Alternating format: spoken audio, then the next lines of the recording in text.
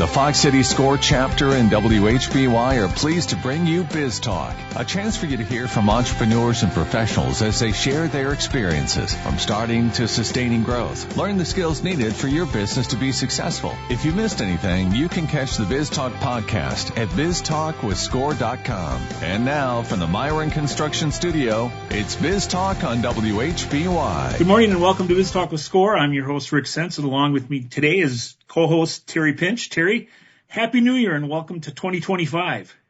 Thank you, and I'm looking forward to another great year of guests on Biz Talk with Score, and hopefully we can entertain and educate our listeners again. And we have a special guest with us today, Michael Knight, the CEO, president of Endries International, organization that has locations in Asia, Europe, and in North America, and located right here in Brillion, Wisconsin. Welcome to the program, Michael. Thanks for having me. Thanks for having me be a lead batter for 2025. Well, it's always great to start off with a great show. So there's a lot of pressure on all of us this morning. So, but I guess maybe to give listeners a little bit of a background, maybe if you just spend a minute or two talking about your background, what you did prior to coming on to Endries, and we can go from there. Sure. I spent most of my working life actually in a different industry, electronic components. And so prior to Endries, I had worked for 18 years for a very large electronic component distributor by the name of TTI. And TTI is a Berkshire Hathaway company. In addition to running a division of TTI, I also was head of corporate business development, which included M&A. And in that capacity, I spent quite a bit of time looking at adjacencies, mainly to move into through acquisition to diversify TTI's core business. And in the process of that, this is kind of what brings me to Endries. God, I don't know how long ago it was, Rick, but maybe 10 years ago, I took a hard look at the industrial distribution segment, which is where Endries lives. And it's quite a large adjacency to what electronic components is. And in the process of that, came across Endries. So first became aware of Endries and started thinking about Endries and the space. So I guess in a way, it planted some seeds that later on I got a call from a recruiter that I've known for a long time who said, hey, I've got something I think is right up your alley. And as we talked about it, it kind of took root because it was, having grown up in industry for as long as I had, jumping out of it is not something that one does lightly. And so it's kind of the short version of what's actually been a fairly, and I think as we talk today, more of it will come out in our conversation, but it's been a pretty twisty, turny path when I look back on it. Can we maybe go and let listeners know too, what is Endries International? What does the organization do? What services do you provide? So Endries is north of $500 million in revenue, and we are a solutions provider to OEM manufacturers primarily, and supply production lines with industrial fasteners and related C-class or consumable components, everything from gaskets to, thread lock, that kind of thing. So if you think about all the kind of physical stuff in your life, whether it's at home or work, it's assembled. So as I look at your background, Rick, I see hinges and windows and things like that. And there are parts that assemble all of that, and we supply those parts. So, and what I like to say is we're basically holding the world together. That's what Endries does. And you have locations in Asia, Europe, and North America, as I mentioned before. And how has that process gone and grown over the years? Yeah, so it's a pretty amazing story actually, because as you noted, we're headquartered in Brillion. That's where we were founded in the early 70s. And at that particular time, the industry was really, really fragmented. And so there was quite a few companies like ours founded all across the country, all across North America, probably all across the world. But very few have had kind of the breakout that we've had. We are an international company these days. We've even in North America, oh, I should know this off the top of my head, but north of 40 locations, distribution centers, and God knows how many offices. And we springboarded into Asia, which is actually where a lot of the material that we supply originates. Probably these days about half of it. So we've got sourcing and procurement groups in Asia. We've got a location in Europe for mainly supporting our U.S. transplant customers. As they've grown and moved into Europe, we've followed them to support their production lines with what we do. So it's how we got there is a really interesting and pretty remarkable for, in essence, what was a small, family started company in the town of Brillion in Calumet County. So it's, and all of that preceded me. I'm the founding family's name is Endries, and I'm the first non-Endries to run the company. So how we got here is 100% the Endries family story. I know Terry mentioned or asked this question before we went on. So Terry, might be an appropriate time for you to ask the question again about Michael's background and how he does not have Endries as the last name and how that's kind of gone. Yeah, moving in small town Wisconsin and replacing an Endries family member. How did you work through all the positives and negatives that come with that type of move? Yeah, so first thing, Terry, it's still honestly, it's a work in progress. When you've got a company that is as old as this one is, as established and as successful, you have to ease into it. As a starting point, how I approached this was this is a really successful company that has a very strong culture and a long track record, and there's nothing broken. I'm not, and it's one of the things that frankly appealed to me about this is I'm not a turnaround person. I like to build and grow. And what was really appealing was what a strong foundation this company had, and it has a really remarkable, what I would call kind of upper Midwest culture, in that it's at the roots of it, it's extremely hardworking, very humble. Very much about keeping commitments, doing what you're going to say, that kind of thing. So I looked at this as an opportunity to continue to build, but coming in as a non-Endries. And this is true really in any situation that I've been in through my career where I've come into a new company. First thing you've got to do is establish trust. I mean, right? Everybody is looking at you like, okay, how disruptive is this going to be? I know how things work or how they've always worked. What's going to change? Am I going to fit? Am I going to like this guy? I mean, there's a lot of that kind of stuff to navigate. And the thing that, frankly, I always underestimate is how much time that takes. I've been doing this for 2 years, and I don't think the journey's ever going to be complete, but I'm not as far along on it as I would like to be. So that in many ways, I think the team is still getting used to me.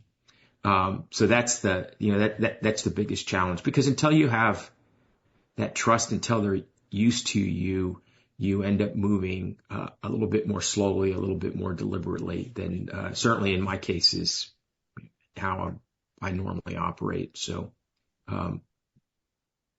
Endries has had a successful path for growth, and coming in and looking at that, what did you feel was going to be where you could really make a difference in helping them continue to grow and build this business? Yeah, man, that is a really great question. And it was actually at the heart of my early conversations with Steve Endries through the recruiting process. I mean, as you can imagine, that was very much on his mind. It's know, what can you bring to the party is really the question. And the answer for me is I've got a very broad perspective that comes with working for privately held companies. In some case, early in my career, some family held companies, public companies. I have a lot of international experience. I set up a manufacturing operation in Shenzhen, China at the end of the 90s. I've been very involved with venture capital, private equity. I've done a startup. There's just a lot of stuff that I've done, and there's pieces throughout that are very applicable and very useful to where Endries is today in terms of its journey. So a big piece of my pitch is I think I can help enhance and modernize, because we're in a ever-changing world, and I'm really a big believer in the notion that what got us here today, there's no guarantees it's going to get us where we want to go, let alone keep us where we are. And so I think that really resonated with Steve and the leadership team and the ownership. Yeah, that's a terrific question. And as you've grown, and as you've been in the role, what things have you brought forward from maybe the Endries family that you might not have thought to include, but once you were at Endries, you discovered, hey, this is really something we should move forward with? Well, so first and foremost, it's this this notion that it's the hedgehog notion. If you're familiar with Jim Collins and Good to Great, what the Endries family and the team has been really good at doing is concentrating on their area of specialization and being the best at it. Now, and we've diversified and expanded from that, but with that at its core. And that's something that I really appreciate. We talk about it all the time amongst the leadership team as we work on, kind of the go forward strategy about how do we diversify, how do we do things that open up different market cycles to us than our traditional market cycle. And we keep coming back to this kind of, what's our core business? Where's our expertise? How do we add the most value to all our stakeholders, not just customers, but suppliers, to our associates, to our community? And it's extremely powerful. And as I said earlier, it's built on a really great foundation. So that's central to how we run the business. And frankly, it's ingrained so deeply in Endries that if you move out of Wisconsin to, even as some places far away and wild as Southern California, you will still see the Endries culture. You'll recognize it as Endries culture. There's a real upper Midwestern vibe in every one of our operations, whether it's Tainan, Taiwan, or Ningbo, China, or, Juarez, Mexico. It doesn't matter. It feels like Endries. All right, we're at the point where we're going to take our first break. You're listening to Biz Talk with Score and WHBY, and we'll be right back after these messages. Welcome back to Biz Talk with Score. We're glad you joined us this morning. Our guest this week is Michael Knight, CEO with Endries International. Before continuing our conversation with Michael, I'd like to tell you about SCORE Northeast Wisconsin. SCORE Northeast Wisconsin serves an 18-county area in Northeast Wisconsin, plus the county of Menominee in Michigan. We have around 50 volunteers, each an expert in their field, offering entrepreneurs no-cost and confidential mentoring. Those areas of expertise include IT, social media, marketing, cash flow, accounting, strategic planning, HR, best practices, and many others. In order to register for a no-cost confidential mentoring session and learn more about SCORE Northeast Wisconsin, visit our website at score.org/Northeast Wisconsin. You can learn more about how the SCORE chapter can assist you with starting or growing your business, and you can complete an application for a mentoring session. Simply complete the online form and submit it to SCORE. Within a few days, the SCORE mentor will be contacting you to set up a meeting.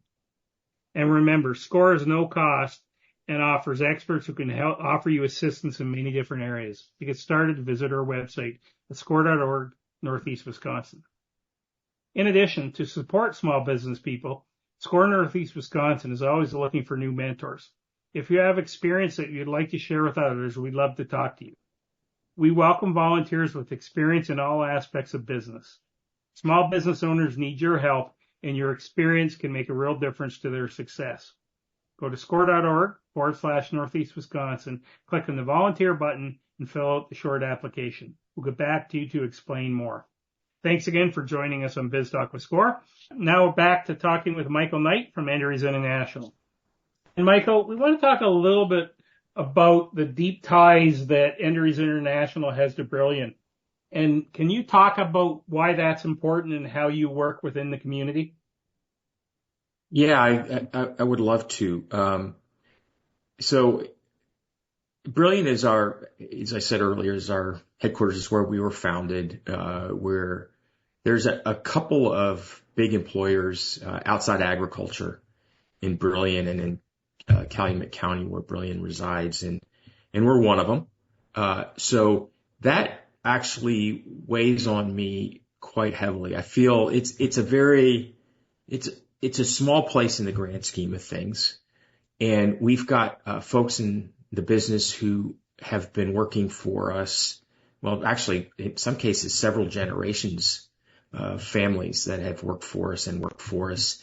And so I feel a very strong sense of responsibility to our community, and because it's good for our associates and their families, but it's also good for the associates and the families of our customers that reside there. And I'll go even beyond that. I think this sense of mission is with respect to community is really important in every place that we operate. And ultimately, I think it's really important to us as a species. It's a bit of a North Star concept for me. So we're very tied in. We participate in all the usual ways, and the Endries family in and of themselves is certainly up in Brillion very well known because of all the giving and the support they do to the high school and other programs. Is it something that you feel extra pressure on because it is such a small community? I wouldn't say extra. Whether it was at Endries or other places I've worked, I've always felt some pressure, and it's self-induced pressure, Rick, in that I feel like it's an obligation. I'm a big believer in this concept, to those who much is given, much is expected. And I think that's true in your business life as well as your personal life. So it's self-induced, but nonetheless very real. So there is I'd probably use the word obligation more than pressure. Okay. So we've spent a lot of time talking about the operation in Brillion, but there's so much more to Endries International than just what's happening here in northeastern Wisconsin. Could you maybe elaborate on some of the growth that you've had in the last couple of years, especially since you've been on board through acquisitions, and what some of that has led and where that's going to lead Endries as you go forward? Yep. Yeah. So if you think, well, first of all, let me say this about growth in a business. Growth is extremely important. You're as a business, you're either growing or you're dying. And then metaphorically, I think you could also extend that to us as individuals. So the growth piece of any business is super important. And I'll also say that has been a bit of a challenge the past year or so, because we've been living through a bit of an industrial slump. Industrial manufacturing has been off its feed now for really since middle of 2023. So call it a year and a half. If you look at U.S. Manufacturing Purchasing Managers Index, PMI, you'll see, I think we've got a run now of 24, maybe 25 months in a row where it's indexed below 50, which is the constriction territory. Anything above 50 is expansion territory. So it's been a bit tough, when the environment you're operating in is in a bit of a slump. It's really affected a lot of our OEM customers. That said, is we look at growing. The other way to grow beyond that organic component is inorganic through acquisition, which you alluded to. And we are a fairly acquisitive company. We operate in a space that's fragmented. So there's a lot of opportunity to do some consolidation. And for us strategically, it makes a lot of sense because through acquisition, we're able to grow into geographies that we are underrepresented in and into market segments that we're underrepresented in. So when you look at our acquisition history, especially the last couple of years, there's a really great story behind each of those picks. One thing I will say they all have in common is a group of people and a business culture that's very, very similar to Endries. I learned the hard way over the years of being responsible for business development that if you don't have that at its fundamentally, it doesn't matter how good the financials of the deal look, it's going to be a bad deal. So I would say one of our superpowers actually is being a great place for the right type of company to merge into. And we've gotten quite good at it. And that's got a big part of the go forward story that you ask about, Rick, because there's market segments that we're underrepresented in. That's a huge opportunity for us. I mentioned the geographies, their product sets. And then there's a whole kind of adjacent side to the OEM business. OEM stands for original equipment manufacturer, that I call the non-OEM business, which is construction. It's walk-in. We now have storefronts at many of our locations where you can walk in and buy not just fasteners but hand tools and other things. And that's an even bigger opportunity for us because it's such a small percentage of our business today. So there is no shortage of ways for us to grow going forward. We're going to take our next break. You're listening to Biz Talk or Score in WHBY. Welcome back to Biz Talk or Score. We're glad you joined us this week. Before we get back to Michael Knight from Endries International, there's a couple of educational opportunities I want to mention to you.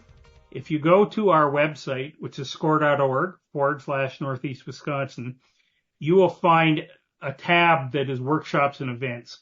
You go in there and there's literally hundreds of recorded webinars and upcoming events that you can take for various kinds of training. Most of those are free too. Two that are coming up that I'd like to mention are one coming up on January 6th. It's everything that you want to know about nonprofits. So it's at 10 p.m. or 10 a.m. Central Time on January 6th. And it's an opportunity to learn about what do you need to do if you want to start a nonprofit. It's something we mentor people on, but it's a really good opportunity to hear the whole story and get yourself situated before you start to move forward. The other one I want to mention is on January 9th, and it's Google Analytics for Small Business, how to improve your website. And that's at 12 o'clock Central Time on January 9th. And again, it's another opportunity to really start to figure out how you use something called search engine optimization and start to draw people towards your website. It's important as a small business owner to get higher up in the search results and to start to help people understand more about you and your website. And we always talk about how important it is to have a good website. So those are two among the hundreds that are out there, but those are two, everything you want to know about nonprofits and Google Analytics for Small Business. So go to score.org/Northeast Wisconsin, click on the workshops and events tab, and you'll find those in there.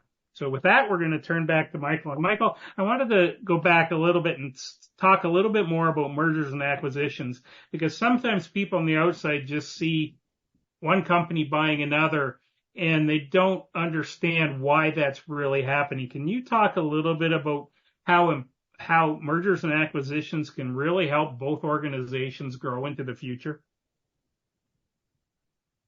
Yes, I can. Where to start? It's such a big topic, and one that's been a central part of my work life for, God, at this point, like 20 years. So kind of building on that, Terry. First thing that let's skip the whole process, locating, due diligence, all the rest of it, and skip ahead to day one. We've just acquired something, and so first thing we do is we have a team there to talk to meet all the new employees, because most of the folks in the business we acquired didn't see it coming. These things tend to be very stealthy. The seller keeps things very quiet for lots of really good reasons. So we show up on site, the announcement's made, and generally the first reaction we have from everybody is, "Oh boy, sky is falling." There's been so much over the years, so much press about failed acquisitions and acquisitions that the acquiring company guts the acquired company, and we've all heard these stories, and it happens. And so the first thing we've got to do is start the process of convincing the associates in the new company that that's not going to happen. And so a big piece of my pitch is this is a people business, right? We don't have a lot of IP. Our business is only as good as the people that are in it. Our customers' experience is only as good as the people that work in the business. And when we acquire a business, what we're really getting is a group of people, all of whom are free agents. While they're worrying about getting cut as a result of this, I'm worrying even more about that they're going to go limp on me and or jump ship out of worry. I'm worried about keeping them. So there's a lot of things that go into this, and it's a journey. I talked earlier about gaining trust. It's even more important with an acquisition. And to your point, that part of that journey begins with explaining why you bought the company. Why we buy companies, as I've said earlier, is to get stronger in something that we're weak in. So it's very additive to us.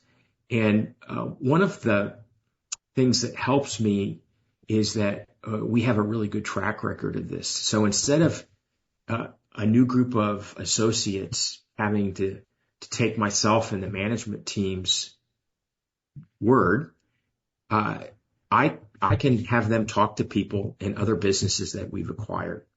We don't come at this, and I think this is probably what is one of the things that's implied in your question, Terry, is we're not coming at this looking for synergies, which is a fancy way of saying costs that we can cut in order to make the business more profitable that we're acquiring. First thing is we only acquire businesses that are already fundamentally profitable. We're not turnaround guys. We're looking for things that are going to accelerate our growth. And the best way to do that is have them to acquire things that complement what we already do. And again, that's all people oriented. But I can point to dozens of examples of companies that we've acquired that have thrived and their teams have thrived since the acquisition. Companies that were very, very good at what they did, but had stalled from lack of capital, lack of access to product lines, lack of access to other geographies, something and that's what I bring. So that's the second part of my kind of kickoff conversation with a new group of associates is, okay, now I've told you why we were interested in your company, and now I'm going to tell you what we can bring to the party that's going to make you guys not only, so you don't have to worry that we're going to cut you, but so that you can get excited about all of the upside opportunity, how we're going to help you kind of get that next level.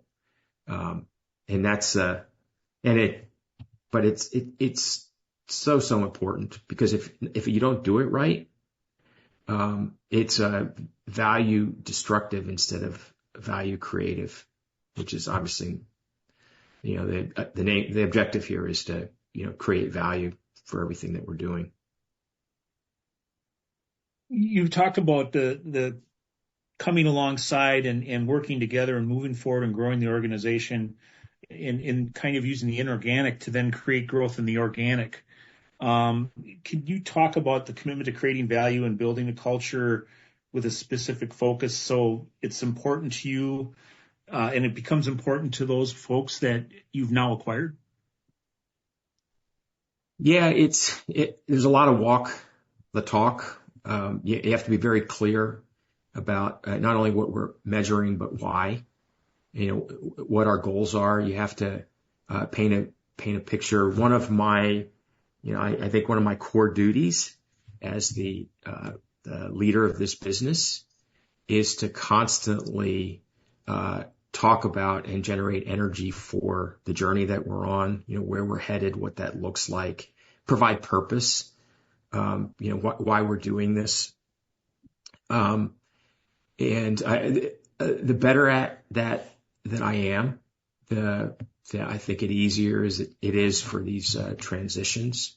And this is true not just in acquisitions, but we've got tons of projects that we're doing. As I talked about earlier, one of the reasons I'm here is to use my experience to kind of help take us to the next level in terms of modernizing our tech stack, modernizing our evolving our go-to-market. The operating environment we're in, it doesn't matter what your business is, it's changing so incredibly fast these days that you constantly have to pressure test your strategy. You constantly have to be questioning, your relevancy, if what you're doing is actually creating value in terms of all your stakeholders, not just for your owners, but for everybody that's participating, associates, suppliers, customers, etc.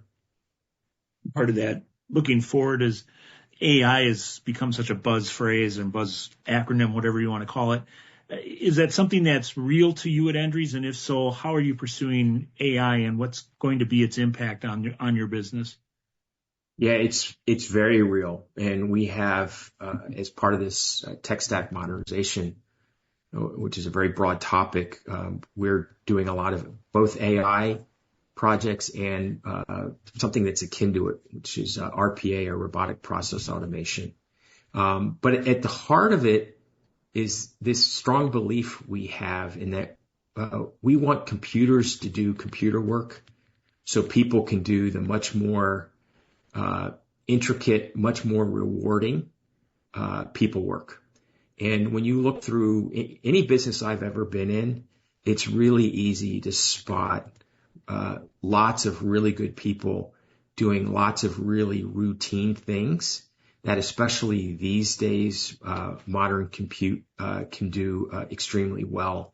And what ends up happening is, you got these loads of people doing a lot of stuff that computers can do, and what because it tends to be so transactional, what it ends up doing is keeping them from having the time that they need to fully deploy the creativity that they bring as a human being to the job. And so it's a big unlock for us. And I could talk for a long time about all the different AI stuff that not only that we're doing, but we have planned. But as a broad topic, Rick, I'm one of those people that with every cell in my body, I know that AI is the single biggest transformational thing, not just in our business lives, but ultimately I think it's going to be in our personal lives. And it's got a lot of buzz and a lot of hype, and there's a lot of confusion about it. But this is one of the advantages that I think I have coming out of the tech industry, I've been around AI since long before they coined the term AI. And so for me, it's a very comfortable subject. And so it's been actually fairly natural to find ways to deploy it. But we're on a journey. It's a huge, I think it's going to be a huge source of competitive advantage for us, quite frankly, going forward, because we're really leaning into it. Is there one particular project that you can identify and share with listeners that you feel it's going to be revolutionary and take Endries to that next step? Oh yeah, and this is one we're just finishing beta testing. It's a weird thing in our business. There are not industry standard part numbers in our business. Everything is generally done on a description. And so, customers will describe something one way. The component manufacturer will describe it in a different way, different sources of it. And there is no industry standardization. So we've been able to use AI to go through descriptions and standardize them first in our own database, which has been hugely powerful because we've found loads of examples where, a given type of part, we might have had it set up 15, 20, 30 different, under 30 different part numbers within our system. So being able to consolidate all that, which is much more efficient from a procurement and inventory management standpoint, but it's also super helpful when we're acquiring a business to be able to take all of their product descriptions and match those parts to our parts and figure out where we have commonality so that we perhaps have bigger purchasing power, right? That we can bring better costs to the acquired business. And that's just the tip of the iceberg, but it's very much top of mind because we're rolling that out right now. There's literally dozens of really high impact AI related things that we're doing in the business today. And how hard is it to convince the staff? Is that something that you just walk in and say we're going to do and everybody's, yeah, this is great, or is it more of a struggle than that? Yeah, so I'm going to use that word trust again. It'll never be successful if the team doesn't trust your motives, because the logical thing to suspect is I'm working myself out of a job. I'm going to get replaced with a computer, right? Unfortunately, I'm not talking about Endries, but just generally, some of that's going to happen, right? But that's not unique to AI. One of my favorite moments in tech history was the introduction of the automatic gas pump. The gas pump where you could pay at the pump. When that happened, and that was in the 50s, going into the 60s, it put out of work a lot of gas station or filling station, as they called them back then, attendants. People that came out, they pumped your gas, checked your oil, cleaned your windshield, and it made us all, as consumers of gasoline, self-sufficient. Except for, I think, in New Jersey, maybe it's the last state it's illegal to pump your own gas. But that's an example of technology displacing people, right? So that's why when you're talking about AI with your team, it's a very natural thing for them to be concerned. And you've got to be able to at the same time talk about, okay, here's what we're going to do with all the time that we're freeing up. You have to be able to look people in the eye and say, hey, this is not about cutting head count. This is about scaling. This is about creating leverage within our own team, because the most precious commodity that we have, whether it's in our personal lives or our business life, is time, right? And it's the cumulative time of all of our associates and how we spend that has everything to do with how successful we're going to be, not just today, but going forward. And so we got to be able to talk about how we're going to spend this time that we free up. And then you have to have, again, this really strong foundation of trust, so that when you you're looking people in the eye and you're telling them, don't worry, this is going to be great. So on the back side of this, here are the other things that you're going to be doing. And if you don't have the skills for that, we're going to train you. Because the one thing I don't have enough of and never will have enough of, great people. It's that simple. And especially in a business as old as ours, with the tenure of employees that we've got, my biggest challenge going forward, Rick, is actually retirements. I've got a wave of retirements headed my way that no amount of succession planning is going to be able to keep up with. So, okay, we've reached the point for our final break. You're listening to Biz Talk with Score on WHBY, and we'll be back for our final segment after these messages. Welcome back. I would like to thank the sponsors and donors who bring Biz Talk with Score to you each weekend. We couldn't present the show without their generous support. Thank you to Hailing & Associates.